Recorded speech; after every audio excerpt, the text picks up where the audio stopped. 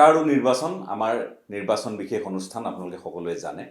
আমি নেতাসকলক লগ পাইছোঁ, কথা পাতিছোঁ আৰু তেওঁলোকৰ পৰিকল্পনা, তেওঁলোকৰ প্ৰতিশ্ৰুতি গোটেইখিনি কথা যিমান পাৰোঁ আপোনালোককো জনাবলৈ আমি চেষ্টা কৰিছোঁ। আজি আমি আন এগৰাকী নেতাক আমাৰ সৈতে পাইছোঁ আৰু তেখেত আন কোনো নহয়, তেজপুৰ বিধানসভা সমষ্টিৰ বিধায়ক তথা এইবাৰো মিত্ৰজোঁটৰ প্ৰাৰ্থী, অগপৰ প্ৰাৰ্থী, তেখেত হ'ল পৃথ্বীৰাজ ৰাভা। মই আপোনাক স্বাগতম জনাইছোঁ। ধন্যবাদ। আৰু আপোনাক ধন্যবাদ জ্ঞাপন কৰিছোঁ, নিৰ্বাচনী ব্যস্ততা তাৰ মাজতো সময় দিছে। এইবাৰ তেজপুৰ বিধানসভা সমষ্টিৰ যুঁজখন বহুতে কৈছে যে বৰ আকৰ্ষণীয় পৰ্যায়লৈ গৈ আছে। যেনে ধৰি লওক অলকনাথ আছে, হয়, আৰু লগতে আমি সকলোৱে জানো যে ইয়াত তেওঁলোকে ৰাইজৰ দলৰ প্ৰাৰ্থীগৰাকীক আগবঢ়াই দিছে। কংগ্ৰেছৰ পোনপটীয়াকৈ কোনো প্ৰাৰ্থী নাই, তেওঁলোকে সমৰ্থন দিব লাগিব। কিন্তু পল্লৱী শইকীয়া তেখেতো ফিল্ডত নামিছে। এতিয়া আপোনাৰ মতে, আপোনাৰ দৃষ্টিত এই ৰংখন কেনে হ'ব এইবাৰ?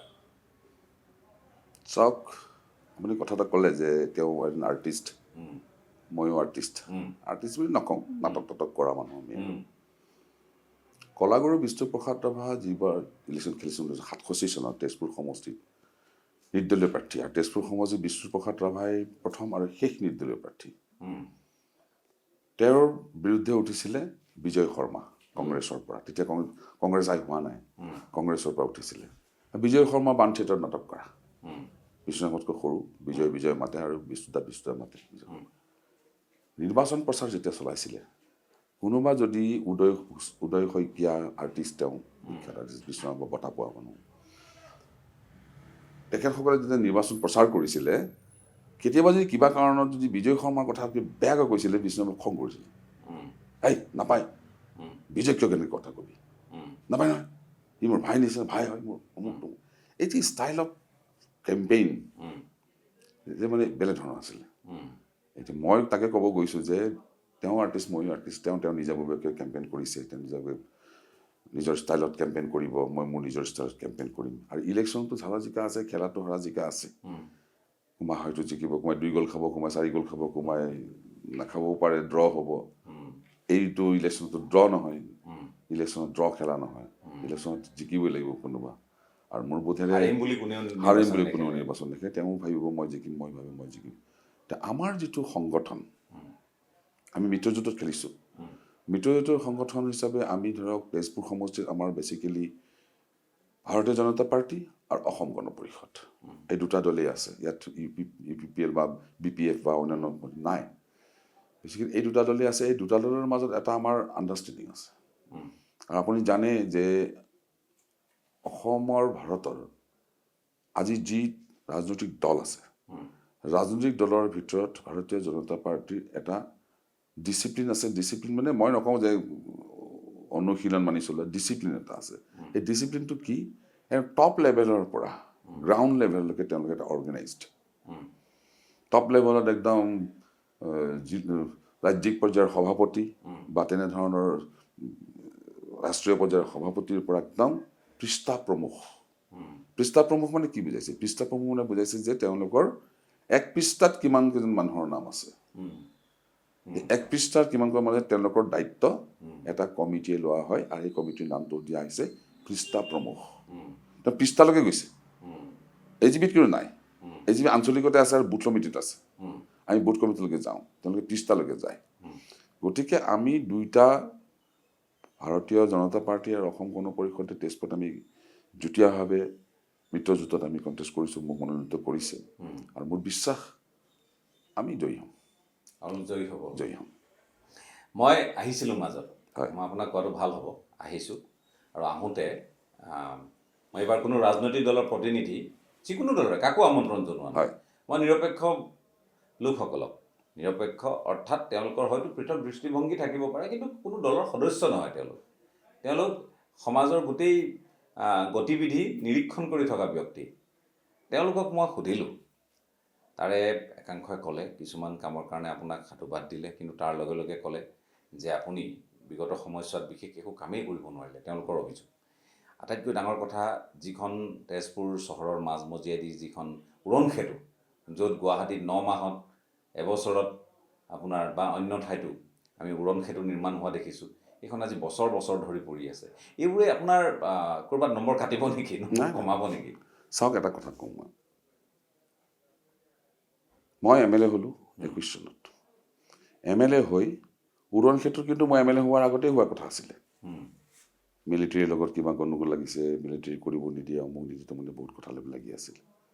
মই MLA হোৱাৰ পিছত মাননীয় মুখ্যমন্ত্ৰী ডক্টৰ হিমন্ত বিশ্ব শৰ্মাৰ লগত কথা পাতি উৰণ সেতুৰ কমপ্লিট কাম আৰম্ভ কৰাই দিলোঁ। মইতো মিস্ত্ৰী নহয়, মইতো ঠিকাদাৰ নহয়, মই কামটো শেষ কৰিব পাৰিম।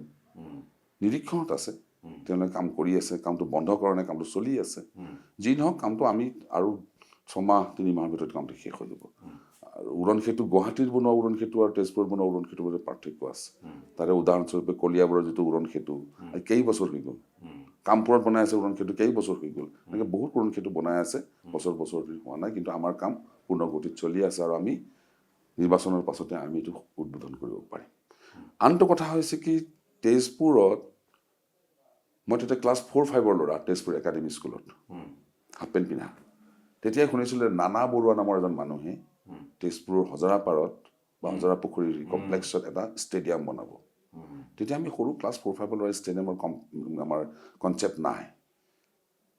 এবাৰ কি হ'ল, মোৰ দেউতাই মোক আৰু মোৰ ভাইটিক, তালাত মহম্মদ আহিছিল গান গাবলৈ গুৱাহাটী ষ্টেডিয়ামত, নেহেৰু ষ্টেডিয়ামত। ভূপেন হাজৰিকা, বিষ্ণু ৰাভা আৰু তালাত মহম্মদ, অস্ত আকাশৰে সপোন ৰহন খানি, এই গানটো 3জনে গাইছিলে। আমি তলত চাই আছিলোঁ। তেতিয়া ভাবিছিলোঁ এইখনেই ষ্টেডিয়াম, চাৰিওফালে মানুহ বহে আৰু মাজত খেলা হয়। না ষ্টেডিয়াম হ'ল না কি হ'ল। 2021 চনৰ মই নিৰ্বাচনত জিকাৰ পিছত মই যেতিয়া ষ্টেডিয়ামৰ গৈছোঁ, কমপ্লেক্সত গৈছোঁ বা তাত চাব গৈছোঁ, চাইট চাব গৈছোঁ, অ'ত মাটি পৰি আছে, ত'ত মাটি পৰি আছে, তাত লোহাৰ ফেঞ্চিং, ক'ত অমুক, আপুনি এতিয়া গৈ চাব ষ্টেডিয়াম কি ধুনীয়া, ষ্টেডিয়াম কাম সম্পূৰ্ণ হৈ গৈছে। আৰু মই যেতিয়া নক্সাখন চাইছিলোঁ, নক্সাখনত আছিলে যে ৰান কৰা ট্ৰেক 6 ট্ৰেক আছিলে। হয়তো বহুতৰ কনচেপ্ট ক্লিয়াৰ নহ'বও পাৰে।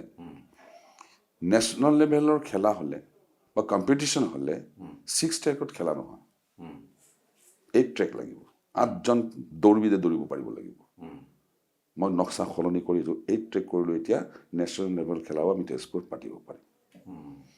টাৰ্ফ বনাইছোঁ, ফুটবল খেলাৰ turf, artificial turf, artificial grass with flood light, gallery হ'ব। আৰু অগ্নিগড়, মোৰ ল'ৰালি কালত মই অনুভৱ কৰিছিলোঁ, আমি যেতিয়া সৰু আছিলোঁ, চেঙেলীয়া ল'ৰা, আমাৰ আইতাহঁতে, আমাৰ পেহীদেউহঁতে আমাক লৈ যায় অগ্নিগড় ফুৰিবলৈ। আইতাহঁতে খোজকাঢ়ি উঠিবই নোৱাৰে, আমি 2-3বাৰ অগ্নিগড় অহা যোৱা কৰি চিৰি দি। এতিয়া কিন্তু মই নোৱাৰোঁ। এতিয়া অগ্নিগড় উঠিবলৈ 15টামান চিৰি উঠিলে মোৰ ফেপনি উঠিব। তেতিয়া অনুভৱ কৰিছিলোঁ, বাহিৰৰ পৰা মানুহ আহে, বুঢ়া বুঢ়ীবিলাকে বাছখনত বহি থাকে, তেজপুৰ চাবলৈ আহে, অগ্নিগড় ডেকা ল'ৰা ছোৱালীবোৰে উঠে, 2-3 ঘণ্টা ওপৰত থাকে পাহাৰৰ ওপৰত, তেজপুৰৰ দৃশ্য চায়, আৰু 2-3 ঘণ্টা থকাৰ পিছত নামি আহে, বুঢ়া বুঢ়ীবিলাকে বাছখনতেই বহি থাকে। মই এতিয়া তাত লিফ্টৰ কাম কৰিছোঁ, চিৰি দিও বগাই যাব পাৰিব আৰু লিফ্টেদিও যাব পাৰিব। আৰু অতি দুখৰ কথা, যিবিলাক ফিজিকেলি হেণ্ডিকেপ বুলি কোৱা হয়, শাৰীৰিকভাৱে সক্ষম, তেওঁ মৰি গ'ল, আজিলৈকে অগ্নিগড়ত উঠি অগ্নিগড়ৰ পৰা তেজপুৰৰ দৃশ্য চাব পৰা নাই। এতিয়া এই লিফ্টেদি এই শাৰীৰিকভাৱে সক্ষম লোক, দিব্যাংগ লোকেও অগ্নিগড়ত উঠি অগ্নিগড় দৃশ্য চাব পাৰে। 1000 মানুহ বহিব পৰা এটা অডিটৰিয়াম বনাই আছোঁ, ফুল AC। ডিষ্ট্ৰিক্ট লাইব্ৰেৰী ভাঙি চিঙি গুড়া হৈ গৈছিলে, ডিষ্ট্ৰিক্ট লাইব্ৰেৰী কাহিনী অপেন কৰিছোঁ। তেজপুৰ বাণ থিয়েটাৰত পইচা দিয়া হৈছে, তেজপুৰ বাণ থিয়েটাৰৰ কাম চলি আছে। মোক আক্ষেপ কৰি কৈছিলে যে আমি বাণ থিয়েটাৰ আমাৰ ইয়াত বন্ধ হৈ আছে, ডিষ্ট্ৰিক্ট লাইব্ৰেৰীৰ কথা এনেকুৱা হৈ আছে, আমি তেজপুৰ মহাবিদ্যালয়ৰ যি মঞ্চ আছে তাতে গৈ বহু কাৰ্যসূচী বহুতে আয়োজন কৰিবলগীয়া হয়, আক্ষেপ প্ৰকাশ কৰিছিলে। এতিয়া ডিষ্ট্ৰিক্ট হৈ গ'ল, সময় লাগিল, ডিষ্ট্ৰিক্ট ফুল AC হৈ গ'ল, এতিয়া চেণ্ট্ৰেল AC হৈ গ'ল ডিষ্ট্ৰিক্ট। মই নিজে অপেন কৰিলোঁ, ডিষ্ট্ৰিক্ট হ'ব, 1000 মানুহ বহিব পাৰে, অডিটৰিয়াম বনাই আছোঁ। আন সমষ্টিতকৈ অকণমান লেহেমীয়া ইয়াত কামবোৰ। লেহেমীয়া বুলি নকওঁ, লেহেমীয়া হ'ব পাৰে। লেহেমীয়াটো দুটা ধৰণৰ হয়। কাম কোনে লৈছে? মইতো বহি থকা নাই, মই নিজে গৈ ৰাস্তা চাওঁ, গালিও পাৰোঁ। তাৰপিছত যদি কাম নকৰে, এইটো MLAৰ দোষ নাই। ব্লেক লিষ্টেড কৰিব লাগিব ব্লেক লিষ্টেড কৰাৰ প্ৰচেছ আছে কথাই প্ৰতি যদি চবকে ব্লেক লিষ্টত কৰিব যায় ঠিকাদাৰী কোনে কৰিব কথা আছে নহয় মই কোৱা নাই চবৰে ক'ত কাম হৈছে এতিয়া কোনোবা জেগাত কাম ঠিকাদাৰজন ভাল পাইছে কৰিছে ঠিকাদাৰজন ভাল পোৱা নাই কৰা নাই কাম হৈ গৈ আছে এতিয়া কনভেনশ্যন চেণ্টাৰ অপেন হৈ গ'ল কেতিয়াবা হৈ গ'ল কনভেনশ্যন চেণ্টাৰ কাম চলি আছে ডিষ্ট্ৰিক্ট লেভেলটো অপেন কৰি দিলোঁ বান থিয়েটাৰৰ ঠিকাদাৰে কাম লৈছে ঠিকাদাৰে কাম লৈ বান থিয়েটাৰত পইচা আছে কাম কৰা নাই ঠিকাদাৰে বান থিয়েটাৰ ঠিকাদাৰে কাম কৰে মোৰ কি কথা আছে বান থিয়েটাৰৰ কমিটি এখন আছে নহয় বান থিয়েটাৰ পাৰ্মানেণ্ট কমিটি এখন আছে তাত ইলেকশ্যনৰ কমিটি হয় কনষ্ট্ৰাকশ্যন কমিটি আছে কনষ্ট্ৰাকশ্যন কমিটিয়ে চোৱা চিতা কৰে তাত এম এল এজনৰ কি কথা আছে এম এল এজনৰ কাম হৈছে কাম আনি দিয়া আপোনাৰ সমষ্টি কাম আনি দিয়া আনি দিছে আনি দিছে। আপোনাৰ সমষ্টিত Look after কৰিছে। আপুনি ইমান কষ্ট কৰি কাম এটা আনি দিছে কিয় সমাপন হোৱা নাই সেইটো কৰি আছোঁ আমি লাগি আছোঁ আৰু খুব কম দিনৰ ভিতৰত হৈ যাব এইবিলাক আৰু মোৰ বিশ্বাস যে আজি ধৰক ইলেকশ্যন হৈ যোৱাৰ পাছত আৰু 3 মাহৰ ভিতৰত তেজপুৰ যিখিনি কাম আমি আৰম্ভ কৰিছোঁ শেষ কৰি দিম মই আৰু দুটামান কথা সুধিব খুজিছোঁ ভাৰতীয় জনতা পাৰ্টি আপুনি কৈছে খুব অৰ্গেনাইজড খুব শৃংখলাবদ্ধ আৰু তেওঁলোকৰ পৃষ্ঠা প্ৰমুখ পৰ্যন্ত তেওঁলোকৰ কাম সংঘ পৰিবাৰৰ বা সংঘ পৰিয়ালৰ মানুহখিনিও কাম কৰি থাকে ভিন্ন ঠাইত তেওঁলোকে সোমাইছে সেইটো এটা বেলেগ পৰ্যায় এতিয়া কথাটো হৈছে কি পৰ্যায়লৈ আপুনি সহযোগিতা পাইছে মই দুই এঠাইত অকণমান বিসংগতি দেখিছোঁ সেইকাৰণে কৰিছোঁ এইবাৰ নিৰ্বাচনত যেতিয়া মনোনীত কৰিলে মোক মনোনীত কৰাৰ পিছত তেজপুৰত কিছুমান ভাৰতীয় জনতা পাৰ্টীৰ কৰ্মকৰ্তা বা কাৰ্যকৰ্তাই অলপ ইম'চনেল হৈছিলে যে তেজপুৰ সমষ্টিত ইমান কষ্ট কৰি কাম কৰোঁ আমাক টিকেট নিদিয়ে এনেধৰণৰ এটা সংঘাত এটা আহিছিলে বিভিন্ন সময়ত আমাৰ সভা হ'ল মণ্ডল পৰ্যায়ত আমাৰ সভা হ'ল মোৰ লগত বহিলে মোক কিছুমানে কথাও কৈছে কিছুমান কথা দেখা পোৱা নাই অমুক নাই মোৰ যদি দেখাই পোৱা নাই মইতো ইয়াত আপুনি নিজে বাহিৰত দেখিছে তলত মই এনেকৈ বহোঁ বাহিৰত মোৰ কোনো ধৰণৰ AC চেম্বাৰ নাই AC চেম্বাৰ মই বাহিৰতে বহোঁ চব লগ কৰোঁ কোনোবাই অহা নাই যদি অহা নাই বেলেগ কথা এইটো কিন্তু সদায়তো অগণন মানুহ আহি আছে সদায় অগণন মানুহে মই দেখি আছে 5টা বছৰত কিমান শ মানুহ গ'ল আৰু ভোটাৰে আছে 1,77,000 76,000 1,76,000 1,76,000 মানে লেখা পালেই মোক তাৰ মাজত যদি কোনোবাই দেখা পোৱা নাই মোক ক'ব লাগে একো নাই কিন্তু এতিয়া মই কৈছোঁ আপোনাক এতিয়া আৰু তেজপুৰত ভাৰতীয় জনতা পাৰ্টী আৰু অসম গণ পৰিষদৰ মাজত কোনো সংঘাত নাই পিঠিয়া সভাৰ নিৰ্বাচনত সকলো ওলাই আহিছে ভাৰতীয় জনতা পাৰ্টীৰ কাৰ্যকৰ্তা ওলাই আহিছে অসম গণ পৰিষদৰ কাৰ্যকৰ্তা ওলাই আহিছে আৰু ৰাইজৰ বিপুল সঁহাৰি মই পাইছোঁ আপুনি যদি মোক আজি মই কেইবাখনো মিটিং কৰিলোঁ তেজপুৰ চহৰত আপুনি যদি সেই সভাত যদি গ'লহেঁতেন তাৰ দৃশ্য চালেহেঁতেন দেখিলেহেঁতেন ৰাইজে কিমান সঁহাৰি দিছে দুই এটা ঠাইতো থাকিবই সকলোতে থাকে মুখ্যমন্ত্ৰীৰ সমষ্টিটোতো মুখ্যমন্ত্ৰীৰ বিৰুদ্ধে ইলেকশ্যন খেলিছে প্ৰধানমন্ত্ৰীৰ সমষ্টিটো প্ৰধানমন্ত্ৰীৰ বিৰুদ্ধে ইলেকশ্যন খেলে মোকো বেয়া পোৱা মানুহ আছে এটা কথা মই ক'ব কৈছোঁ ৰাজদীপ বাইলুঙক শতকৰা 30% মানুহে ভাল পোৱা মানে বহুত ভাল পোৱা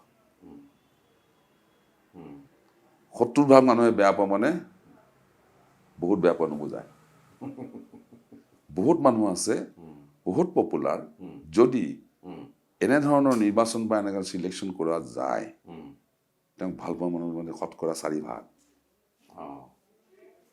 30% মানুহ মানে বহুত মানুহ ভাল পোৱা মানুহ ভাল পোৱাৰ মানুহৰ সংখ্যা কম বেয়া পোৱা মানুহৰ সংখ্যা বেছি পিঠিয়া সভা মই বোলে একদম বহুত ভাগৱতী মাৰি কওঁ মই একদম বহুত পপুলাৰ মই বহুত জনপ্ৰিয় মই কিহৰ জনপ্ৰিয় মোক ভাল পাব লাগিব নহয় মানুহে তেতিয়াই মই জনপ্ৰিয় হ'ম মই নিজে বকি থাকিলে হ'ব নেকি মই জনপ্ৰিয় বুলি ৰাইজেহে ক'ব যে এই মানুহজন কেনেকুৱা ৰাইজে নিৰীক্ষণ কৰি থাকে নহয় ভাবিছে নেকি মই ভাবিছোঁ নেকি যে মই ফুলি থাকিম একেবাৰে বেলুন ফুলা দি কেতিয়াও পিঠিয়া সভা বেলুন ফুলাই নপৰে পিঠিয়া সভা জনসাধাৰণৰ মাজত থাকে মাজত আছে আছোঁ আৰু থাকিম মই ৰাস্তাত চাহ খাওঁ বহুত MLA ফটোও দিয়ে ক'ৰবাত ৰাস্তাত থিয় হৈ থাকে এইটো মেকিং কৰি আহি মইতো সদায়ে খাওঁ আগতেও খাইছোঁ এতিয়াও খাওঁ এতিয়াও গৈ পেলাই ৰাতিপুৱা মই 6টা বজাত উঠি গৈ পেলাই গোটেই আপুনি বিশ্বাস কৰিব মই ৰাতিপুৱা গাড়ীখন লৈ অঞ্চলবিলাক ঘূৰোঁ অঞ্চল আৰু মই প্ৰচাৰটো কম কৰোঁ মোৰ এই যে ৰীল তিল ইমান হেৰি নাই নাই বেচেৰীয়া গাঁৱত সৰু ল'ৰা ছোৱালী চাইকেল চলাই থাকে আবেলি এই MLA আহিছে মই গাড়ীখন ৰখাই পেলাই সিহঁতৰ চাইকেল চলাওঁ উম, এই গাৰ্জেনবিলাকো নেদেখে উম, ল'ৰা ছোৱালী খেলি আছে চাইকেল চলাই যাওঁ সেইকাৰণে চিনি পায় মোক MLA আহিছে চিঞৰে উম, গতিকে সেই আন্তৰিকতাটো আছে আৰু মোৰ প্ৰতি তেজপুৰৰ মানুহৰ আন্তৰিকতা বহুত উম, মোৰ জন্ম ইয়াত সাংস্কৃতিক কৰ্মী হিচাপে কাম কৰিছোঁ ইয়াত অসম আন্দোলনৰ সময়ত অসম আন্দোলনত গাঁও ঘৰে ঘৰে মানুহৰ ঘৰত গৈছোঁ খেলিছোঁ সামাজিকভাৱে কাম কৰিছোঁ গতিকে মোৰ বিশ্বাস আছে তেজপুৰৰ মানুহে মোক কেতিয়াও বিশ্বাসঘাতকতা নকৰে আৰু তেজপুৰৰ মানুহে মোক বিপুল পদত জয়লাভ কৰাব ঠিক আছে মই আৰু কথা পাতিম এটা বিৰতিৰ সময় হৈছে বিৰতিটো লৈ গৈছে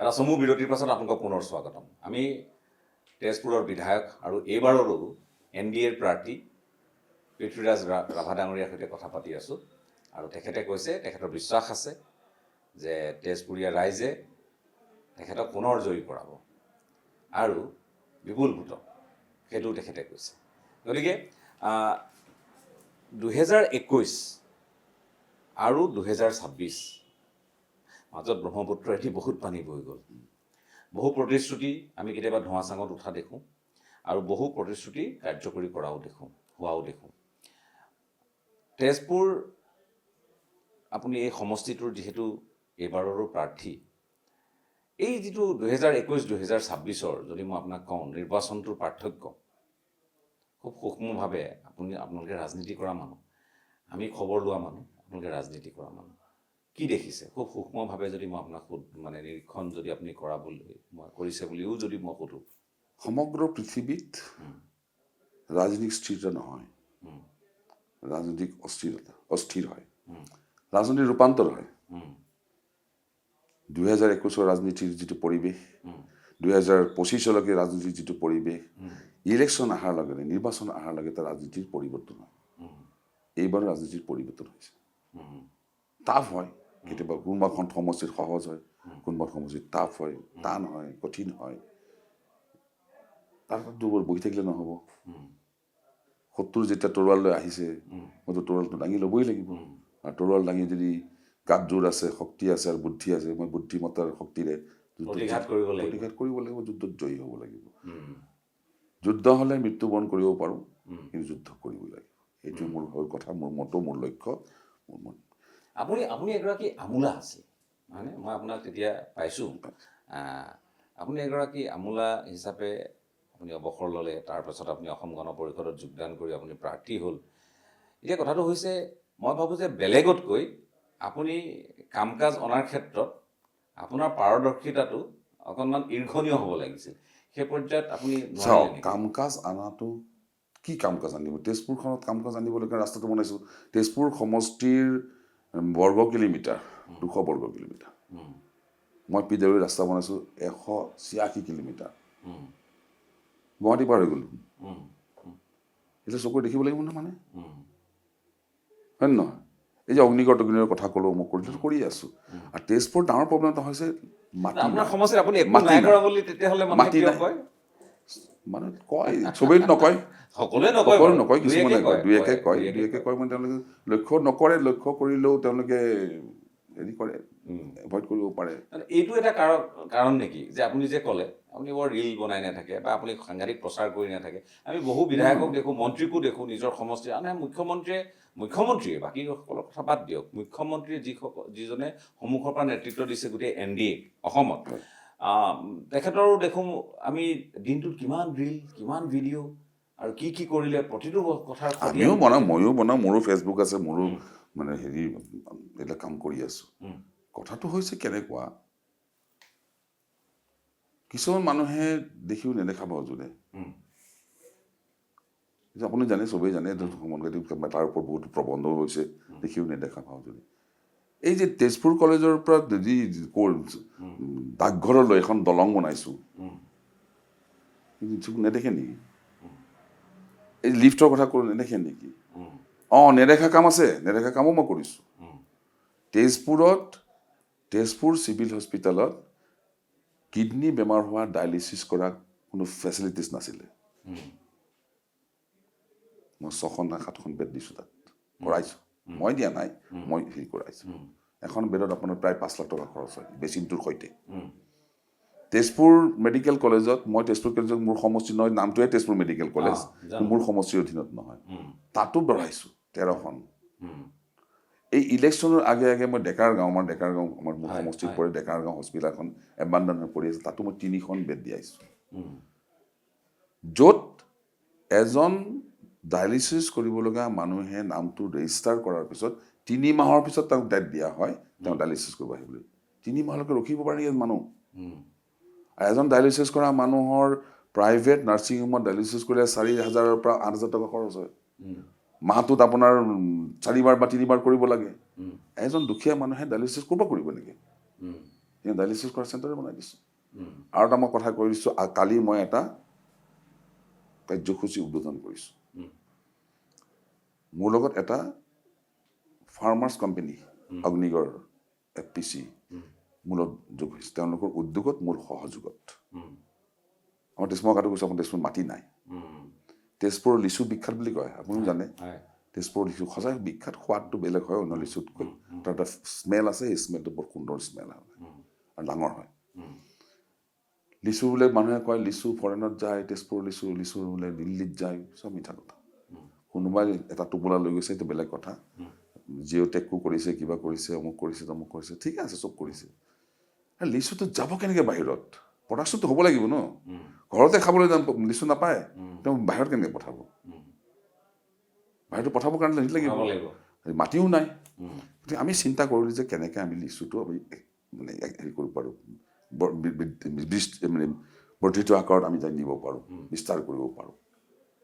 আমি কৰিলোঁ যে প্ৰতিটো পৰিয়ালক, য'ত লিচু গছ ৰুব পৰা পৰিয়াল আছে, প্ৰতিটো পৰিয়ালত আমি 2ডালকৈ লিচু গছ দিম, হাইব্ৰিডৰ। বম্বে লিচু, ইলাচি লিচু, যিটো আপোনাৰ হাইব্ৰিড বুলি কোৱা হয়, টেষ্টটো বেলেগ হয়। আমি 10,000 ফেমিলিক লিচু দিম। মই কালি উদ্বোধন কৰিছোঁ। 10,000 পৰিয়ালক আমি লিচু দিম, তাৰমানে 20,000 পুলি দিম। 20,000 পুলি দিম, আপুনি হিচাপ কৰি চাইছে নে নাজানো, মই আপুনি নাজানিও নহ'ব পাৰে, ইমান ফটকৈ আপুনি হিচাপ কৰিব নোৱাৰে। এতিয়া 1 বিঘা মাটিত যদি 15ডাল লিচু আমি লগাব পাৰোঁ, তেনেহ'লে 20,000 লিচুৰ মাটি কিমান হ'ব জানে? 1400 বিঘা। ভিডিঅ' সবাই কৰি আছে, এইটোতো দেখা নাপায় ন। PWD বিল্ডিংটো দেখা পাব, PWD ডিপাৰ্টমেণ্টৰ ৰোড শ্ব'ৰ দলংখন দেখা পাব, কিন্তু সেই লিচু পুলি লোৱাডাল গাঁৱত মানুহৰ ঘৰত দেখা নাপায়। ইয়াৰ এফেক্ট কেতিয়া হ'ব? পিঠাজামাত MLA হ'বও পাৰে, নহ'বও পাৰে। পিঠাজাত জীয়াই থাকিবও পাৰে, নাথাকিবও পাৰে, কিন্তু 6 বছৰৰ পিছত, 5 বছৰৰ পিছত বা 7 বছৰ, 10 বছৰৰ পিছত সেই লিচু পুলি প্ৰত্যেক মানুহৰ ঘৰত ডাঙৰ ডাঙৰ হ'ব। আৰু লিচুৰ পৰা লিচু গছ হ'ব, গছৰ পৰা ফল লাগিব, আৰু সেই ফলৰ মালিক কিন্তু এই মালিক ঘৰে হ'ব। তেওঁলোকেই বেচিব, তেওঁলোকেই খাব, তেওঁলোকৰ ল'ৰা ছোৱালীয়ে খাব, আৰু সেই বজাৰত যাব। 1400 বিঘা মাটিত ধেমালি নেকি কিমান লিচু হ'ব? এইটো টাৰ্গেটটো কিন্তু আজিৰ নহয়, এই টাৰ্গেটটো আৰু 10 বছৰৰ টাৰ্গেট। তাত আৰু মানুহে দেখা পাব নাপায়। 10 বছৰৰ পিছত দেখা পাব, 10 বছৰ মই নিজে নাথাকিব পাৰোঁ, কিন্তু 10 বছৰৰ পিছত 20,000 পুলিৰ লিচু মানুহে খাব পাব আৰু মানুহে বিক্ৰী কৰিব পাৰিব। কাম কৰি গৈ আছোঁ, কামত আকন্তে মোৰতো এটা কথা, মই যদি 25 বছৰ বা 30 বছৰ বয়সত যদি মই MLA উঠিলোহেঁতেন, তেতিয়া জিকিলোহেঁতেন, লোভ থাকিলেহেঁতেন। মোৰ লোভ নাই দেই ৰাজনীতিত, লোভ থাকিলেহেঁতেন যে মই 60 বছৰ, 70 বছৰ, 65 বছৰ, 80 বছৰলৈকে মই MLA হৈ থাকিম। ৰাজনীতিত মোৰ MLA হোৱাৰ লোভ নাই, মোক MLA বনোৱা হৈছে, মই MLA হৈছোঁ। মোক কোনো মানুহৰ ঘৰৰ বাৰান্দাত বহি, কাৰোৰ ভৰিত ধৰি মই টিকেট অনা নাই। টিকেট মোক দিয়া হৈছে। এটা কথা কৈছোঁ, যোৱাবাৰ মই টিকেট পাইছিলোঁ, মোক টিকেট দিছিলে, আৰু এইবাৰো মই টিকেট পাইছোঁ মোৰ পাৰফৰ্মেঞ্চৰ ওপৰত। মোৰ পাৰফৰ্মেঞ্চ বেয়া হ'লে মোক টিকেট নিদিলেহেঁতেন নহয়, মই হাৰিলোহেঁতেন ন। বা মানে বিজেপিও হকা বাধা কৰিলেহেঁতেন, কৰাটো নাই, চবতে একেলগে আমি মিলি কাম কৰি আছোঁ এতিয়া, কোনো আক্ষেপ নাই। AGP BJP লৈ তলত বহি আছে মানুহ, AGP বহি আছে, BJP বহি আছে, কথা পাতি আছে, কোনো আক্ষেপ নাই। সমন্বিত যুঁজ হ'ব। গতিকে কাম কৰাৰ পদ্ধতি, কাম কাৰোবাৰ শ্ল' হৈছে, কাৰোবাৰ ফাষ্ট হৈছে, এইটো বেলেগ কথা। কামটো কৰি আছোঁ। যদি মোৰ মাটি থাকিলেহেঁতেন, আজি মাটি থাকিলেহেঁতেন, মইতো এই ছেমি কণ্ডাক্টৰ তেজপুৰতে আনি মই পানী আনালোহেঁতেন। মাটিয়েই নাই ন এতিয়া। এখন ফিল্ড বনাবৰ মাটি নাই, তেজপুৰত মাটিৰ অভাৱ আছে। মাটিৰ অভাৱ আছে, মাটিৰ বহুত অভাৱ। আৰু মাটি যিবিলাক আছে সেইবিলাক গুপচৰ। আপুনি জানে যে 2007 চনত সুপ্ৰিম কোৰ্টে 7 চনত বোধ হয় 7 চনত সুপ্ৰিম কোৰ্টে এটা অৰ্ডাৰ দিছিলে যে ভাৰতবৰ্ষৰ গুপচৰ মাটি PGR VGR মাটিত কোনো ধৰণৰ চৰকাৰী বেচৰকাৰী মানুহে পাৰ্মানেণ্ট ঘৰ বনাব নোৱাৰিব বা পাৰ্মানেণ্টলি কোনো প্ৰকল্পই বনাব নোৱাৰিব। সেই প্ৰকল্পটো ট্ৰান্সফাৰ কৰিবলৈ বেলেগ জেগাত। মই চাকৰি কৰিছোঁ, আপুনি ক'লে চাকৰি কৰিছোঁ বুলি। চাকৰি অৱস্থাটো বাহিৰত আছিলোঁ। তেজপুৰৰ আমাৰ বিষ্ণুৰাভা সমাধি ক্ষেত্ৰ এই কথা ওলাইছে বিষ্ণুৰাভা সমাধি পিছত বনোৱা নাই। বিষ্ণুৰাভা সমাধি ক্ষেত্ৰ যেতিয়া টকা পইচা আনিলোঁ, মাননীয় মুখ্যমন্ত্ৰীজনে মোক 50 লাখ টকা দিছে, তাৰ আগতে মোক 5 লাখ টকা দিছিলে আৰু কিবা টকা দি কাম আৰম্ভ কৰিছে। আগতো তৰুণ গগৈ ডাঙৰীয়াও দিছিলে, মই নকওঁ দিয়া নাই বুলি। এতিয়া ছিষ্টেমবিলাক বদলি গৈ আছে। তৰুণ গগৈ ডাঙৰ দিয়াৰ দিনত ছিষ্টেমবিলাক আছিলে, এতিয়া ছিষ্টেমবিলাক হৈছে। কি ছিষ্টেম হৈছে যে তেজপুৰৰ বিষ্ণুৰাভা সমাধি ক্ষেত্ৰৰ মাটিখিনি গুপচৰ মাটি। গুপচৰ মাটিত কোনো চৰকাৰী ধন প্ৰয়োগ কৰিব নোৱাৰে, ব্যৱহাৰ কৰিব নোৱাৰে। 50 লাখ টকা পৰি আছে। এতিয়া আমি SDLAC মাটি আবণ্টন দিয়া যিটো আমাৰ হেৰি আছে, কমিটি আছে, SDLACত আমি বহিছোঁ, বহি পেলাই তাত কোৱা হৈছে যে বেলেগ এটা সমষ্টিৰ মাটিত এইখিনি ট্ৰান্সফাৰ কৰা দিয়া হ'ব আৰু বিষ্ণুৰাভা সমাধি ক্ষেত্ৰৰ মাটিখিনি গুপচৰ পৰা উঠাই দিয়া হ'ব, তাত এই টকাখিনি ব্যৱহাৰ কৰা হ'ব। আৰু যিদিনাখন উঠাই দিব এটা কাম হ'ব। আৰু এটা কথা কৈ দিছোঁ মই, দৰং মহাবিদ্যালয় বহুত কথা শুনে। সেই কথা নাজানে ন মানুহে, জানিব লাগিব নহয়। এটা কথা মই কৈছোঁ, যিসকল তেজপুৰ ইণ্টেলেকচুৱেল মানুহ ঢুকাই গ'ল, তেওঁলোকে অনুভৱ কৰিছিল না বা ভাবি জানিছিল না নাজানো। দৰং মহাবিদ্যালয়ৰ জন্ম 1945 চনত। দৰং মহাবিদ্যালয়ৰ মাটি সেইদিনাখন মই আবণ্টন দিছোঁ 42 বিঘা কিমান কথা মাটি। বান ৰজাই বোলে মহাভৈৰৱ মন্দিৰ ধ্যান কৰি প্ৰাৰ্থনা কৰিছিলে। মহাভৈৰৱ মন্দিৰৰ মাটি সেইদিনাখন আবণ্টন দিছোঁ। এনেকৈ বহুত আমাৰ সামাজিক অনুষ্ঠান প্ৰতিষ্ঠানৰ মাটি আবণ্টন মোৰ দিনত হোৱা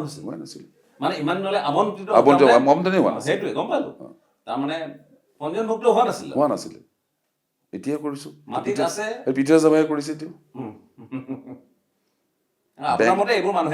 নেদেখে। এতিয়া বেংগলী থিয়েটাৰ, আমাৰ তেজপুৰত এখন বেংগলী থিয়েটাৰ হল আছে। ইয়াৰ কাহিনী হিষ্ট্ৰিকেল হেৰি আছে, বেকগ্ৰাউণ্ড আছে। বেংগলী থিয়েটাৰে আপোনাক অফ দ্য ৰেকৰ্ড কথা ক'ব লাগিব। বেংগলী থিয়েটাৰ কালচাৰটো তেজপুৰত বহুত পুৰণি, নাটক কৰা। আৰু বেংগলী থিয়েটাৰটো হৈছে বাঙালী অবৈতনিক নাট্য সমাজ। 1935-36 চনত বোধহয় এইটো আৰম্ভ হৈছিলে, 1800। তেতিয়াই বনোৱা হয়তো। কোনো দিন কেতিয়াও গভৰ্ণমেণ্টৰ পৰা কোনো এপইচা সিহঁতে পোৱা নাছিল। 25 লাখ টকা দিছোঁ সিহঁতক। অসমীয়া ক্লাবক দিছোঁ 50 লাখ টকা। জাৰ্ণেলিষ্ট ইউনিয়নক অফিচ বনাবৰ কাৰণে 50 লাখ টকা। দেৱালয় সিদ্ধেশ্বৰ দেৱালয়ত 15 লাখ টকা, হেংগুলেশ্বৰ দেৱালয়ত 15 লাখ টকা, নলেশ্বৰ থালত 15 লাখ টকা, নলেশ্বৰ দেৱালয়ত 15 লাখ টকা, পশুপতি মন্দিৰত 15 লাখ টকা। ক'ত টকা দিয়া নাই? এইটো হ'ল বেলেগ। অসম দৰ্শনটো বেলেগ আঁচনি। অসম দৰ্শনটো মই লিষ্টত নাম দিলে মানে টকা পাব, 2.5 লাখ টকা, 3 লাখ টকা, 1.5 লাখ টকা। মই যে নাম নিদিওঁ, দিছপুৰৰ কোনোবাই জানিব নেকি যে তেজপুৰৰ বাঁহৰ তলত কোৱা মন্দিৰ এটা আছে, বাঁহৰ তলত নামঘৰ এটা আছে বুলি? মই লিষ্টত নামটো দিলেহে আহিব। কিন্তু আনি আছোঁ, হৈ আছে, নামঘৰ হৈ আছে। এতিয়া আমি 150 নামঘৰ আৰু উপাসনাথলীৰ প্ৰশ্ন এৰি দিছোঁ। এতিয়া ইলেকশ্যনৰ পিছত আমি চেক বিলাব, মই নিজেই বিলাওঁ বা DCয়ে বিলাব। আনিছোঁতো মই। আপুনি ভাবে এইখিনিৰো মূল্যায়ন হ'ব লাগিব। মই সেইকাৰণে আপুনি আজি মোক সোধাৰ কাৰণে মই ভাল পাইছোঁ। মই আপোনাৰ জৰিয়তে মই কথাখিনি তেজপুৰীয়া আমাৰ কথাটো হ'ল যে আপোনাক প্ৰশ্ন আমি সুধিছোঁ, মানুহৰ মনৰ প্ৰশ্ন। মইতো তেজপুৰৰ বাসিন্দা নহয়, একেবাৰে খোলাখুলিকৈ কৈছোঁ। কিন্তু মই এগৰাকী অসমীয়া হিচাপে বিচাৰোঁ যে অসমৰ আটাইতকৈ একালৰ পৰিষ্কাৰ চহৰখন আজিও সেই মৰ্যাদা অক্ষুণ্ণ থাকক। আছে।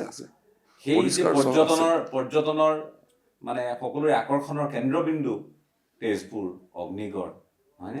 তেজপুৰৰ আপুনি দুটা ভাগ কৰক। তেজপুৰৰ দক্ষিণাঞ্চল ব্ৰহ্মপুত্ৰৰ ফালে তাৰ সৌন্দৰ্যটো বেলেগ, আৰু তেজপুৰৰ পৰা উত্তৰ ফালে তাৰ সৌন্দৰ্যটো বেলেগ। তেজপুৰৰ দক্ষিণ ফালে যিটো তেজপুৰ চহৰ, আমি এতিয়া মোৰ ঘৰত আমি কথা পাতিছোঁ, আমি টিলা আমি পাহাৰৰ ওপৰত আছে এতিয়া, উম। কিন্তু এনেই গ'লে আপুনি পাহাৰবিলাক গম নাপায়। উম। আপুনি অলপ দূৰ গৈ পেলাই নামি যাব, তলত নামি যাব। আমি পাহাৰৰ ওপৰত অগ্নিগড়ৰ সমানে সমানে আছোঁ এতিয়া, অঁ আচ্ছা বুজিছেনে? আপুনি গম নাপায় তেজপুৰখন, গম নাপায়। একেবাৰে গম নাপায়। আপুনি তেজপুৰৰ পৰা যদি দক্ষিণ পাৰে গুচি যায়, উম। বুঢ়া চাপৰি ফালে, বুঢ়া চাপৰি আমাৰ সমষ্টি পৰে, উম। বুঢ়া চাপৰিৰ পৰা গুচি যায় তেজপুৰখন চাই, এটা পাহাৰ, তাত এটা পাহাৰ, তাত এটা পাহাৰ, তাত এটা পাহাৰ, এই চব ব্ৰহ্মপুত্ৰ নদীৰ পাৰ আছে। উম। ইফালে নাই, ইফালে বসতিটো বেছি, ইফালে বসতিটো কম, ইফালে মেক্সিমাম গাৰ্ডেন মানে পাৰ্ক আছে, মানুহ ফুৰা, মানুহ বহা, বহুত পাৰ্ক আছে, সৌন্দৰ্য মানে বহুত সৌন্দৰ্যপূৰ্ণ থাকা। গতিকে তেজপুৰ দুটা ভাগ আছে, সিটো ভাগত য'ত অলপ বেছি মানুহ আছে তাতো ৰাস্তাটো মানুহৰ স্বভাৱ আছে জাবৰ পেলাই দিয়া, ৰাতি ঠোঙাটো আনিলে আন্ধাৰতে জাবৰখন দলিমাৰি পেলাই থৈ গুচি গ'ল। সেইটোতো নিজৰ চহৰখনৰে মৰ্যাদা হানি হয়। চবৰ ইয়াত আহ, তেজপুৰ বুলি নহয়, বিধায়কৰে নহয়, সকলোৰে হয়। তেজপুৰ বুলি নহয়, সমগ্ৰ অসমত। অসমৰে হয়। আপুনি হিন্দী চিনেমাত দেখিছে খিৰিকী দি বিল্ডিঙৰ ওপৰৰ পৰা খিৰিকী দি পেলাই দিয়ে বম্বেত, উম। তলত মানুহৰ গাত পৰা, উম। সেনেকুৱা চহৰৰ মানুহ আছে। উম। কিন্তু সৌন্দৰ্য, পৰিষ্কাৰ পৰিচ্ছন্নতা চৰকাৰ বা MLA ৰাখিব নোৱাৰে। এইটো এটা লাইফষ্টাইল। লাইফষ্টাইল মানুহে নিজে কৰিব লাগিব। উম। মই নিজে এবাৰ চিনেমা শ্বুটিং কৰিব গৈছোঁ জানু বৰুৱাৰ বাটাৰফ্লাই চেজ বুলি চিনেমাখন, হিন্দী চিনেমা। পেলিং বুলি জেগা এটা আছে, তাত আছিলোঁ। পেলিঙৰ পৰা যাব লাগে আপোনাৰ ৰিম্বি ফলছৰ পৰা যাব লাগে একদম কাঞ্চনজংঘা ফলছ, য'ত ডেনিৰ ঘৰ আছে তাত। ৰাতি পেলিঙৰ পৰা ফৰেনাৰ্ছ যিবিলাক ছোৱালী থাকে, ল'ৰা থাকে, পিঠিত ডাঙৰ বোজা লৈ ষ্টিক লৈ পেলাই ৰাতি ওলাই সিহঁতে, প্ৰায় 22 কিলোমিটাৰমান বেছি হ'ব, 22-25 কিলোমিটাৰ হ'ব, ৰাতি খোজকাঢ়ে, দিনত নোখোজ নাকাঢ়ে। এই যে ছোৱালীজনী ৰাতি অকলে অকলে খোজকাঢ়ি ৰাস্তাৰে যায়, কোনো এটা মানুহে কেতিয়াও কোনোজনী ছোৱালীক বেয়া ব্যৱহাৰ নকৰে। সেইকাৰণে টুৰিজিম চলিছে। টুৰিজিম চলিবৰ কাৰণে আপোনাৰ ডাঙৰ মানে পাহাৰ, তাজমহলৰ নিচিনা জেগা সেনেকুৱা নালাগে নহয়। টুৰিজিম চলিবৰ কাৰণে মানুহৰ ব্যৱহাৰ লাগে, মানুহৰ নৈতিকতা লাগে। আৰু টুৰিজিম অকল টুৰিজিম বা পাহাৰ চোৱা, এই তাজমহল, লালকিল্লা চোৱা নহয়। টুৰিজিম গঢ়িব পাৰে। টুৰিজিম গঢ়িবৰ কাৰণে চৰকাৰে ব্যৱস্থা ল'ব লাগিব। আজি চেন্নাইত কি আছে কি নাই মই নকওঁ, চেন্নাইৰ টুৰিজিমটো কি? Medical tourism. Medical tourism. মানুহে চেন্নাইলৈ বেমাৰ দেখুৱাব যাবই লাগিব, গ'লে হোটেলত থাকিবই লাগিব, হোটেলত থাকিলে ভাত খাবই লাগিব, অটো ৰিক্সাত উঠিবই লাগিব, টেক্সিত উঠিবই লাগিব, তেওঁলোকে বিচত গৈ পেলাই ফুৰিব যাবই লাগিব। টুৰিজিম চলি আছে। এণ্টাৰটেইনমেণ্ট টুৰিজিম বেলেগ হ'ব। এণ্টাৰটেইনমেণ্ট টুৰিজিম হ'লে আপোনাৰ বেংককৰ এণ্টাৰটেইনমেণ্ট টুৰিজিম, সেইটো বেলেগ হ'ব। টুৰিজিমৰ বহুত ভাগ আছে। হয়, যি কি নহওক মই আপোনাক ধন্যবাদ জ্ঞাপন কৰিছোঁ। আপুনি কথাখিনি খুব সুন্দৰকৈ কৈছে, আৰু মই ভাবোঁ যে যিখিনি প্ৰশ্ন আমি কৰিম বুলি আহিছিলোঁ তাৰ উত্তৰটো আপুনি যথাযথভাৱে দিছে বুলিয়ে মই ভাবোঁ, আৰু মই বিশ্বাস ৰাখিছোঁ আপুনি এই কথাখিনিত কোনো ইয়াত বেলেগ ধৰণৰ মোৰ অন্তৰখন খোলা। হয়, আপুনি খোলাখুলিকৈ কৈছে বুলি মই বিশ্বাস কৰিছোঁ। যে কি নহওক মই আপোনাক ধন্যবাদ জ্ঞাপন কৰিছোঁ, নিৰ্বাচনৰ বাবে শুভেচ্ছা জ্ঞাপন কৰি আমাৰ যি অনুষ্ঠান নেতা আৰু নিৰ্বাচন ইমানতে সামৰণি মাৰিছোঁ। ধন্যবাদ।